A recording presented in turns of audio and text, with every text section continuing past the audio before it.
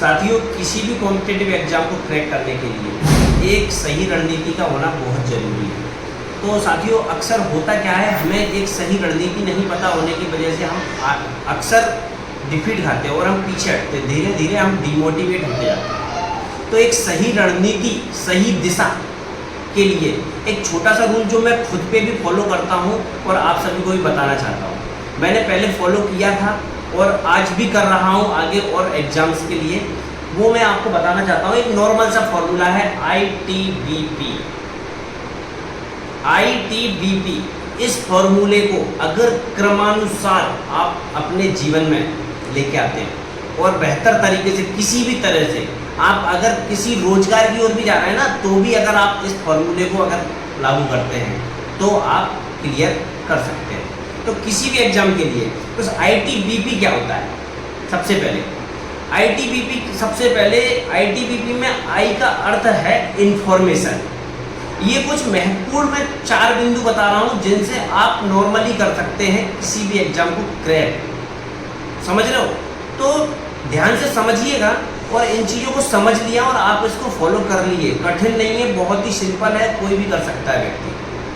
तो सबसे पहले I मतलब इंफॉर्मेशन। किसी भी एग्जाम की आप तैयारी कर रहे हैं या किसी भी बिजनेस की आप तैयारी कर रहे हैं, कोई भी काम कर रहे हैं, सबसे पहले इंफॉर्मेशन का होना बहुत जरूरी है। आपको पता होना चाहिए वो एग्जाम कौन कराता है, एग्जाम में कैसे पेपर आए हैं, कब कब एग्जाम हुए हैं, ये सारी चीज़ें आपको जानकारी होना चाहिए।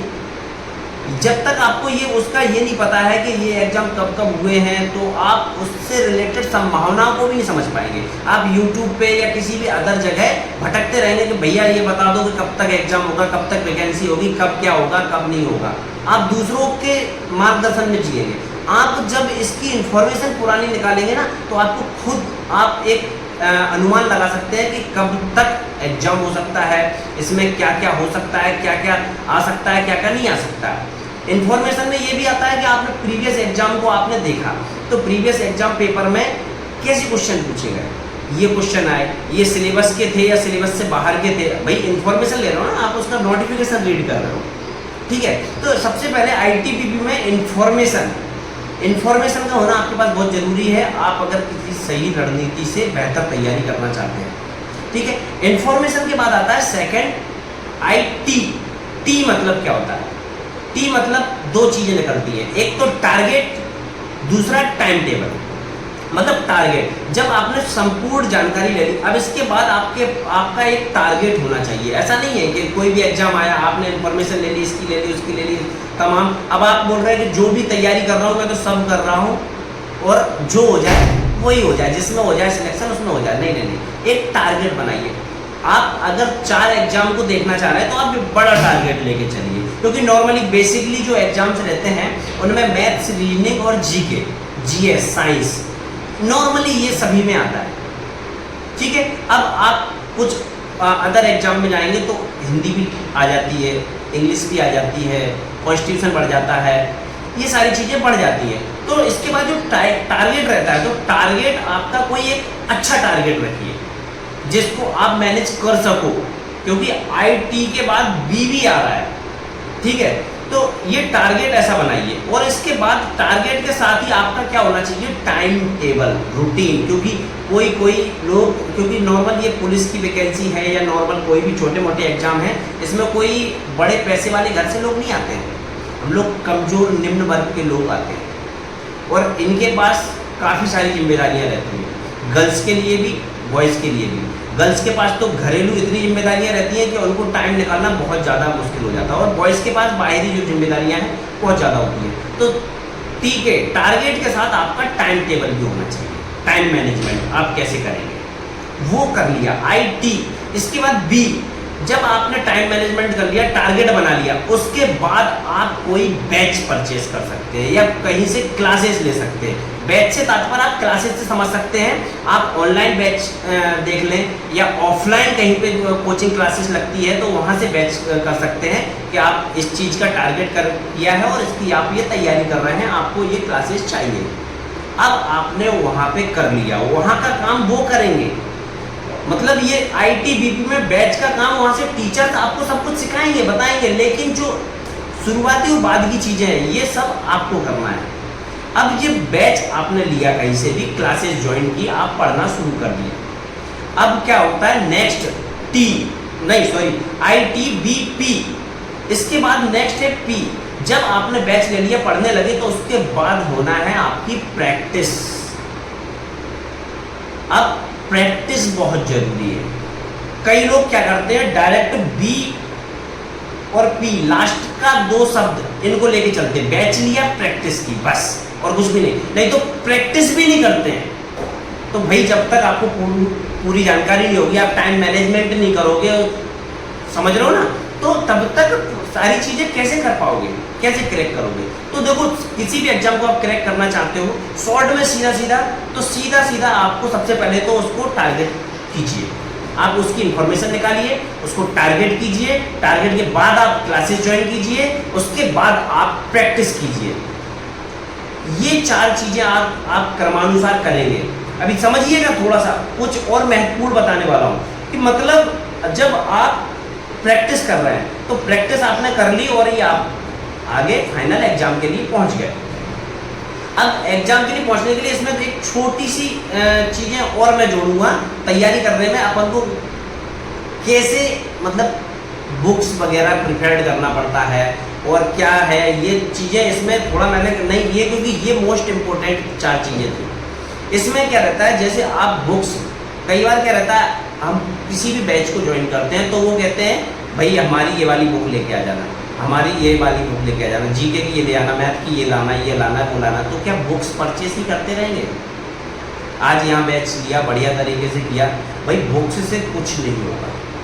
आप अगर डायरेक्ट किसी भी सब्जेक्ट की बुक्स परचेस कर रहे हैं तो उससे कुछ नहीं होने वाला। ये चीज़ थोड़ी सी कुछ लोगों को गलत लगेगी, लेकिन आप समझिएगा थोड़ा सा मैं कहना क्या चाह रहा हूँ।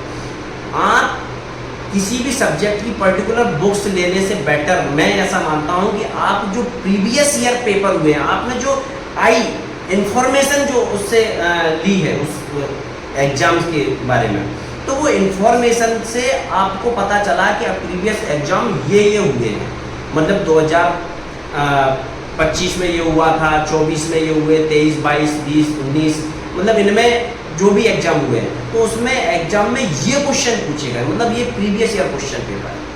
तो आपको पता चला कि सिलेबस में तो कहा जा रहा है कि ये इतना पूछा जाएगा, लेकिन यहाँ तो ये हटके ये कुछ अलग पूछा जा रहा है। तो फिर अगर आप सिलेबस के हिसाब से चले तो ये चीज़ आपको पीछे कर देगी, क्योंकि आज के टाइम पे जब तक आप अपना 100% नहीं देंगे, 90% मार्क्स आपके फिक्स नहीं करेंगे। 80-85 लिस्टें जा रही हैं आज के टाइम पे, 80-85% पे। तो जब तक आप अपना श्योर 90% नहीं दे पाएंगे फाइनल, तब तक सिलेक्शन एक बॉर्डर पे रहोगे, समझ लो। तो इसीलिए प्रीवियस ईयर पेपर का बहुत बड़ा योगदान होता है। और बड़ी बड़ी संस्थाएं हैं, जो कोचिंग इंस्टीट्यूट है, जो पर्सनल जो अपनी बुक्स लेके चल रहे हैं, बुक्स बना रहे हैं, आपको हो सकता है कोई सजेस्ट करे ना करे, लेकिन मैं आपको बता रहा हूँ, ये लोग जो उसमें क्वेश्चन निकालते हैं ना, प्रीवियस ईयर पेपर से ही निकालते हैं। प्रीवियस ईयर पेपर के क्वेश्चन निकालेंगे, उसको फिर लॉन्ग मेथड में ले आएंगे, फिर उसको शॉर्ट ट्रिक में बताएंगे, आपको सिखाएंगे। आप वही कर रहे हैं, बस थोड़ा सा क्या घूम के कर रहे हैं, और ये काम आप डायरेक्ट कर सकते हैं। देखो थोड़ा सा क्रिटिकल लग रहा होगा, लेकिन नॉर्मली आप समझ सकते हैं। तो भाई इतना आपको करना है, आप सिलेक्शन आराम से ले लोगे, कोई दिक्कत नहीं है। एक नॉर्मल सीधी सी शॉर्ट ट्रिक है। और कुछ चीज़ और बताना चाहता हूँ। एक तो ये कि देखो, मनोबल कभी भी अपना नहीं गिरने देना।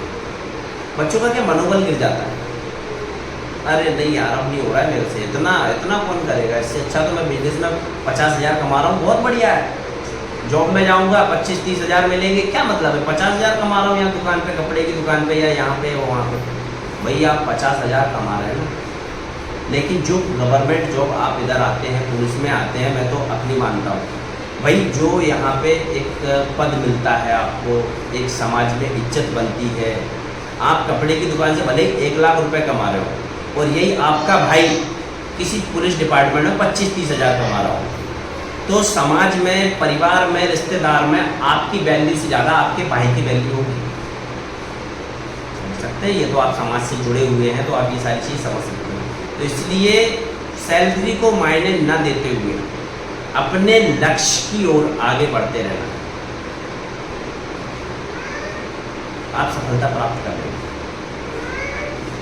तो साथियों, मैं जो हर वीडियो में एक बात बोलता हूँ, किसी और के लिए नहीं, अपने माता पिता के लिए इस वर्दी का लक्ष्य बनाओ। क्योंकि हम जो उनके सामने वर्दी पहन के जाएंगे ना, जिस दिन पहली बार यूनिक, मतलब उनका सीना गर्व से चौड़ा हो जाएगा। वाह यार, मेरे बेटे ने क्या काम कर दिया भैया, मजा आ गया। हो सकता है वो तुम्हें गले ना लगाएं पिताजी, लेकिन अंदर से जो प्रफुल्लित होंगे वो उनके लिए करना है तुमको, किसी के लिए नहीं करना है। लोग तो कहें यार वो तो पागल है, मूर्ख है हूँ मैं मूर्ख हूँ, मुझे कुछ नहीं आता, मैं कुछ कर ही नहीं सकता जीवन में। उनको हमेशा यही दिखा के रहना है कि मैं कुछ नहीं कर सकता जीवन में, लेकिन अंदरूनी तौर पे आपको ITBP करना है। तो साथियों, ज़्यादा तो फिर और कुछ नहीं होगा, आज के लिए इतना ही। मिलते हैं नेक्स्ट वीडियो में। हो सके तो वीडियो को लाइक और साथियों को शेयर कर दीजिएगा ताकि ये वीडियो और साथियों तक पहुंच जाए।